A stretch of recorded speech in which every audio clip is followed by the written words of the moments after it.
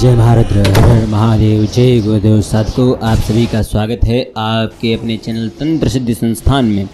साधकों देखिए, आज हम आपको दूसरी महाविद्या की साधना देने जा रहे हैं। दूसरी महाविद्या की साधना आपको हम प्रदान करें उससे पहले आपको मैं कुछ चीज़ें बताना चाहता हूँ। कुछ लोग मंत्र में बहुत गलतियाँ करते हैं। कैसी गलतियाँ? कहीं भी स्वाहा लगा देते हैं, कहीं भी कुछ भी लगा देते हैं, कहाँ पर क्या लगाना है क्या नहीं लगाना, फट कुछ भी लगाना शुरू कर देते हैं। और इसको लेकर के ना बहुत सारी समस्याएं व्यक्ति के जीवन में आती हैं कि आप किसी मंत्र को खुद से मत रचिए। और कई सारे ऐसे मंत्र हैं जो इंटरनेट पर उपलब्ध हैं और गलत तरह से वो उपलब्ध है। मान लीजिए देखिए कि जिस व्यक्ति ने उस मंत्र का इस्तेमाल किया होगा, उसने अपने समय काल परिस्थिति के आधार पर, अपने कार्य और उद्देश्य के आधार पर मंत्र को बनाया। उसके पश्चात कुछ तथाकथित तांत्रिकों ने उस मंत्र को सबके लिए सर्वथा सार्वजनिक कर दिया और उसकी क्या गूढ़ता है उसके बारे में जानकारी दी ही नहीं।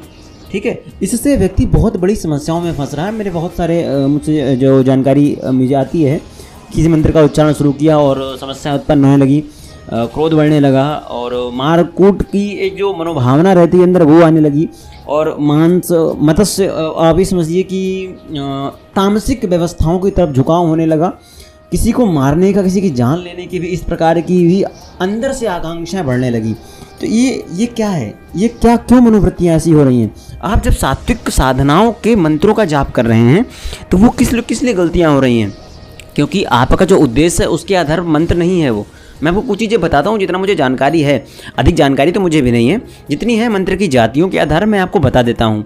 एक वर्ण वाले मंत्र को कर्तरी कहा जाता है, 2 अक्षर वाले मंत्र को सूची कहा जाता है, 3 अक्षर वाले मंत्र को मुद्गर, 4 अक्षर वाले मंत्र को मूसल और 5 अक्षर वाले मंत्र को क्रूर कहा जाता है, 6 अक्षर वाले मंत्र को श्रृंखला कहा जाता है, 7 अक्षर वाले मंत्र को क्रंकच कहा जाता है, 8 अक्षर वाले मंत्र सूल कहलाते हैं, 9 अक्षर वाले मंत्र को वज्र, 10 अक्षर वाले मंत्र को शक्ति, 11 अक्षर वाले मंत्र को परशु, 12 अक्षर वाले मंत्र को चक्र, 13 अक्षर वाले मंत्र को कुलिस, 14 अक्षर वाले मंत्र को नाराज, 15 अक्षर वाले मंत्र को भुसुंडी और 16 अक्षर वाले मंत्र को पद्म कहा जाता है। इनमें भी नमः, फट, क्रीं, क्राम ये सब चीज़ें कहाँ क्या लगती हैं इसकी जानकारी मैं आपको बताता हूँ। जिस मंत्र के प्रारंभ में नाम लिया जाता है उसे पल्लव मंत्र कहा जाता है। ठीक है, जातियाँ ध्यान से सुनिएगा। अगर आप इन चीज़ों को आगे बढ़ाना चाहते हैं तो एक कॉपी पेन ले लीजिए और उसके पश्चात आगे की जानकारी आप लिखिए। ये गूगल पर आपको नहीं मिलेगी, संभवतः नहीं मिलेगी, शायद कहीं हो तो आपको मिल जाए, क्योंकि ये बहुत सारी पुस्तकों से शोध के बाद में निकली हुई जानकारियाँ हैं। हो सकता है कि किसी के पास में किसी ने लिख रखा हो या मुझे नहीं जानकारी है, और हो सकता है आप इसके बारे में सर्च करें, थोड़ा बहुत आपको जानकारी प्राप्त हो, पर यह सामान्यतः उपलब्ध नहीं है, ना लोग इसके बारे में जानकारी रखते हैं। ठीक है, मैं फिर भी आपको बताता हूँ। एक जिनके मंत्र में प्रारंभ में नाम लिया जाता है उसे पल्लव मंत्र कहा जाता है। जिसके अंत में नाम लिया जाता है उसे योजन मंत्र कहते हैं, क्योंकि जुड़ाव है। नाम के आदि, मध्य या अंत में मंत्र होने से रोध मंत्र कहलाता है। नाम के प्रत्येक अक्षर के पीछे मंत्र देने पर उसे पर मंत्र कहा जाता है, क्योंकि हर एक अक्षर के पीछे मंत्र आ गया है। नाम के आदि और अंत में मंत्र देने को संपुट मंत्र कहा जाता है। आपने बहुत सारी चीज़ देखी होगी, संपुट रामायण करना, संपुट पाठ करा देना, वो यही है कि हर एक चौपाई के आगे पीछे एक मंत्र का संपुट लगा देना, वो है संपुट, है ना। और मारण, उच्चारण, विदेशण कार्य में पल्लव मंत्र का प्रयोग होता है, आपको मैं बता दूं ये। ठीक है, वशीकरण, शक्ति मोहन में योजन मंत्र का प्रयोग होता है। कीलन में, त्राटक, राक्षसी कार्यों की जो सिद्धियां होती हैं, उद्देश्य को संभावित करके जो सिद्धियां की जाती हैं, उसमें योजन मंत्र का प्रयोग वशीकरण में होता है, और राक्षसी कार्यों के लिए संपुट मंत्र का प्रयोग करते हैं। ठीक है, बंधन, उच्चाटन, मारण कार्य के मंत्र में अंत में हूम लगाया जाता है, हूम फट, इस प्रकार आप सुनते होंगे। ये बंधन करने के लिए, बंधन खोलने के लिए, उच्चाटन करने के लिए, मारण क्रिया करने के लिए अंत में हूम लगाया जाता है। हूम फट ये वो नहीं है, अंत में हूम की बात हो रही है यहाँ पर। मैंने एक उदाहरण दिया किस प्रकार उच्चारण हो सकता है उसका। हूम फट में मारण के लिए नहीं इस्तेमाल होगा वो। ठीक है, विदेशण कार्य में मंत्र के अंत में फट लगाया जाता है। आगे फट की संज्ञा, आगे फट का एक्सप्लेनेशन। भूत प्रेत आदि की शक्ति में मंत्र के अंत में हूम फट लगाया जाता है, जो मैंने बोला। ठीक है, शुभ कार्यों के मंत्र के अंत में वखट लगाया जाता है, इसको कई जगह वसट भी बोलते हैं। यज्ञ आदि के मंत्र के अंत में स्वाहा लगाते हैं, इसलिए आपने कहीं देखा होगा कोई यज्ञ आदि चल रहा है, उसके मंत्र में कोई मंत्र है, उसके लास्ट में स्वाहा है। ठीक है, पूजन जब होता है मंत्र के द्वारा तो मंत्र के अंत में नमः लगाया जाता है। नमः पूजन का मंत्र, वैदिक उच्चारण पूजन का मंत्र है, पूजन पद्धति का है, वैदिक पद्धति का मंत्र है। पुष्टि, पुत्रादि कार्यों के मंत्र के अंत में भी स्वाहा लगाते हैं। प्रबल वशीकरण कार्य के मंत्र के अंत में स्वधा लगाते हैं। मैंने शायद 1-2 वशीकरण दिए जिसके बीच में स्वधा कहा, 1-2 मंत्र भी ऐसे दिए हुए हैं जहाँ पर मैंने स्वधा का उच्चारण करने की सलाह दी है।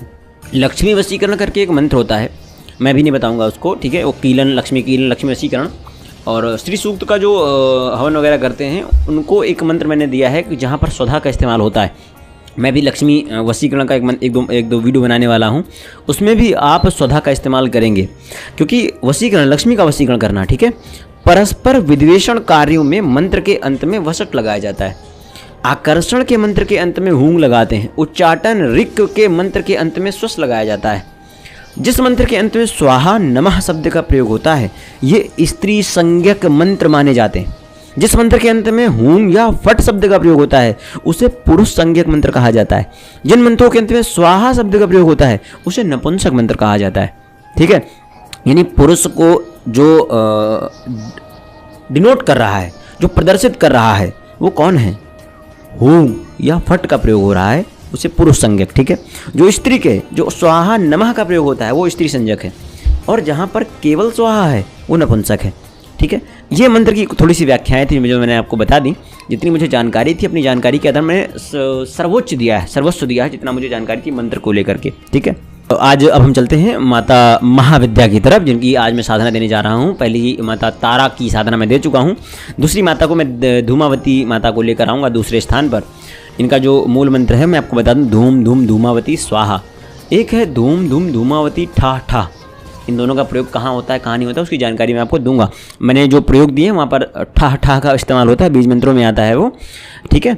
न्यास कैसे करना है, किस प्रकार की साधना करनी है, क्या इनका ध्यान है, हालांकि प्रयोग में भी मैंने इनका ध्यान आपको बताया हुआ है, फिर भी लेकिन एक बार सारा क्लियर कर देता हूँ, ठीक है। आपको इनको देखिए घर पर इनकी साधना नहीं करनी है, बहुत उत्तम। घर पर साधना करेंगे वो गड़बड़ है। घर पर साधना करना सीधा सीधा मना कहा, सीधे सीधे कहा गया है, क्योंकि ये दरिद्रता की देवी हैं। इनकी प्रयोग आप घर पर कर सकते हैं, दरिद्रता निवारक प्रयोग कर सकते हैं, जो महाकाली के साथ संयुज बीजमंत्र प्रयोग है, तंत्र काठ आप कर सकते हैं। लेकिन इनकी प्रबल साधना, इनकी प्रत्यक्षित साधना, इनकी कृपा प्राप्ति हेतु साधना घर पर करना उचित नहीं है। गृहस्थों को तो बिल्कुल घर पर नहीं करना चाहिए। जो अकेला रह रहा है, जिसके आगे चल कर के स्त्री समावेश नहीं जाना है, स्त्री के साथ में नहीं जाने की वो चीज़ें इसको घर पर कर सकता है, ठीक है।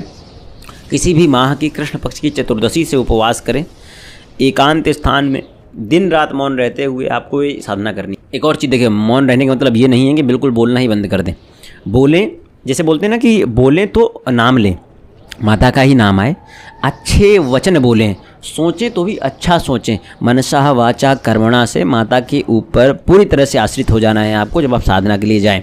एकांत स्थान में दिन रात मौन रहते हुए 1 लाख बार जप करना है। सामान्य साधना वैसे 1.25 लाख का इनका जप होता है और संकल्प होता है, ठीक है। और उष्ण और आर्द्र वस्त्र धारण करने जब करने हैं। उष्ण यानी कि आप लाल या काले वस्त्रों के साथ जा सकते हैं, सफ़ेद के साथ जाना चाहें वो भी उत्तम रहेगा।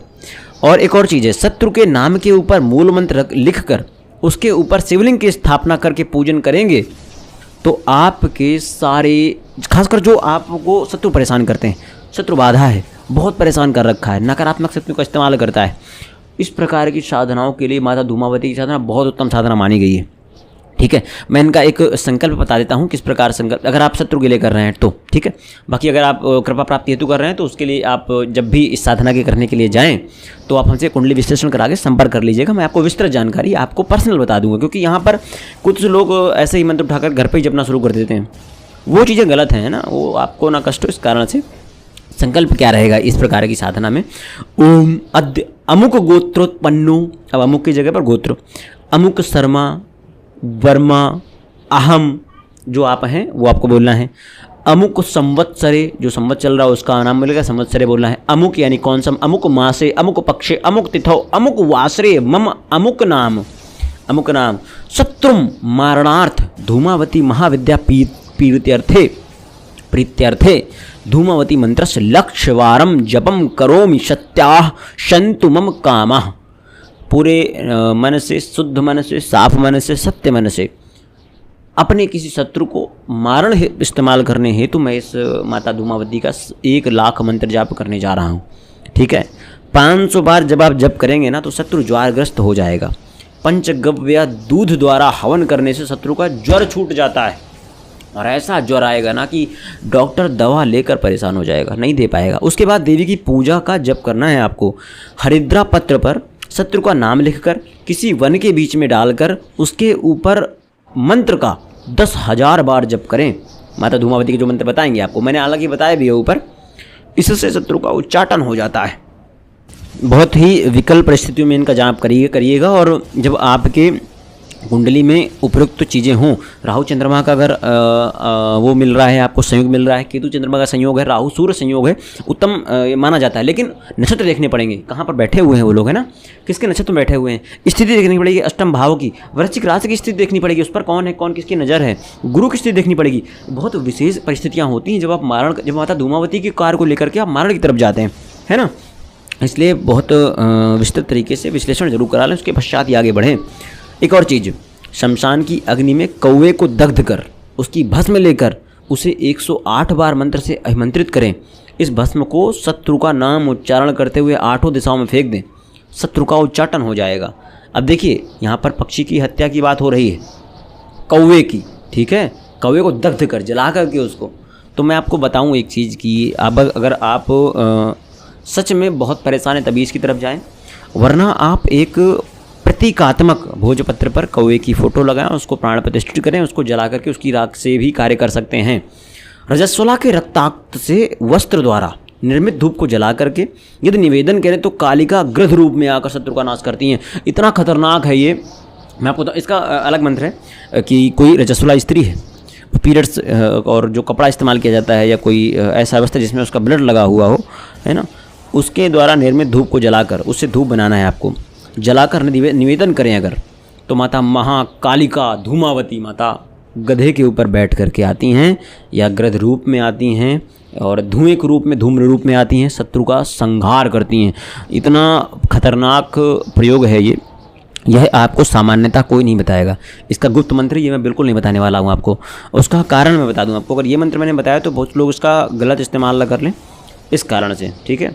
एक और चीज़ बताऊँ आपको, गलत उद्देश्य से करेंगे ना तो आपका नाश होना ही है कन्फर्म, क्योंकि धूमावती माता हैं, कोई भूतनी नहीं है, ठीक है, या कोई ये महाविद्या हैं, 10 महाविद्याओं में से एक, दूसरे नंबर पर जिनको मैं रखता हूँ, और इनको अधिकतर लोग भी दूसरे नंबर रखेंगे, दूसरे नंबर पर ही आती हैं। ये बहुत खतरनाक साधना है, ठीक है। आपको इनकी साधना में जाएं, अगर इनकी कृपा हो जाए, बहुत कृपालु भी हैं, कृपा हो जाए तो जीवन की दुख दरिद्रता सब लेकर चे और अभय वरदान देकर चली जाएं। और अगर क्रोध आ गया तो आप क्रोध का इनका नहीं झेल पाएंगे, आप नहीं कर पाएंगे वो चीज़ें। कैसे करनी मैं बताऊँ आपको। धूमावती देवी शत्रुनाशक हैं। इनका जो मंत्र मैं बार बार बोल रहा था, मंत्र है धूम धूम धूमावती स्वाहा। यहाँ ठा ठा का इस्तेमाल नहीं होगा, ठीक है। न्यास किस प्रकार, न्यास विनियोग हर कुछ करने के बाद ही आगे चलना है। न्यास कैसे करना है। पिप्लादृशय नमः शिरसि, निवृक्षन्दिशे नमः मुखे, धूमावत्ते देवतायै नमः हृदय। करन्यास कैसे करना है, देखिए। धांग अंगुष्ठाभ्याम नमः, धीम तर्जनीभ्याम नमः, धूम मध्यमाभ्याम नमः, धैंग अनामिकाभ्याम नमः, धूम कनिष्ठकाभ्याम वोखट, धंग करतल पृष्ठाभ्याम फट। करन्यास करना है। धूम हृदयाय नमः। और जब आप हृदय नमः बोल रहे हैं, हृदय पर स्पर्श करें। धीम सिर से स्वाहा, सिर पर स्पर्श करें। धूम शिखाए वखट, शिखा पर यानी चोटी को स्पर्श करें। धैम कवचाए हूम, दोनों हाथों से अपने दोनों बाजुओं को स्पर्श करें। धूम नेत्रत्राय वखट, दोनों नेत्रों को स्पर्श करें तर्जनी उंगली और अनामिका उंगली से। धंग अस्त्राय फट, उसके पश्चात अपने सर से घुमा करके जो संन्यास और करन्यास रसन्यास जानते हैं वो चीज़ों को कर लेंगे। और जानना बहुत आवश्यक है, जो भी साधना को कर रहा हो, बढ़ना चाहता हो, इसलिए बोल रहा हूँ पर्सनली संपर्क करना बहुत अनिवार्य है। ध्यान क्या है माता का, मैं अक्सर बता भी चुका हूँ पहले भी। विवर्णा चंचलारुष्टा दीर्घा चमलिनाम्बरा, विवर्णकुंडलारूक्षा विधवा विरलाध्वजा, काकध्वज रथारूढ़ा विलंबितः पयोधरा, सूर्य हस्तातिरूक्षासी धूत हस्ता वर्णान्विता, प्रबुद्ध घोड़ा तु भंसम कुटिला कुटिलेक्षणा, छुत पिपासार्दिता नित्यम भयदा कलह प्रिया। माता को कहा जाता है कलह प्रिया, कलह प्रिय है इनको। इसीलिए कह रहा हूँ घर पर साधना नहीं करनी है, बाहर करनी है। कोई गृहस्थ भी है तो बाहर जाकर साधना कर सकता है। पूर्ण रूप से कपट हटा करके उसके बाद ही करिएगा। जो भाव है उस भाव से भजिएगा, बिल्कुल ही कृपा प्राप्त होगी। मंत्र मैं बता चुका हूँ, पूरा कार्य मैं बता चुका हूँ, सारी विधि मैं बता चुका हूँ। कोई डाउट हो, किसी प्रकार की चीज़ें आप जानना चाहते हैं, कोई स्पेशल आपकी कुछ और चीज़ें हों, अगर आप कुंडली से रिलेटेड कोई जानकारी चाहते हैं तो वो जानकारी आप प्राप्त कर सकते हैं।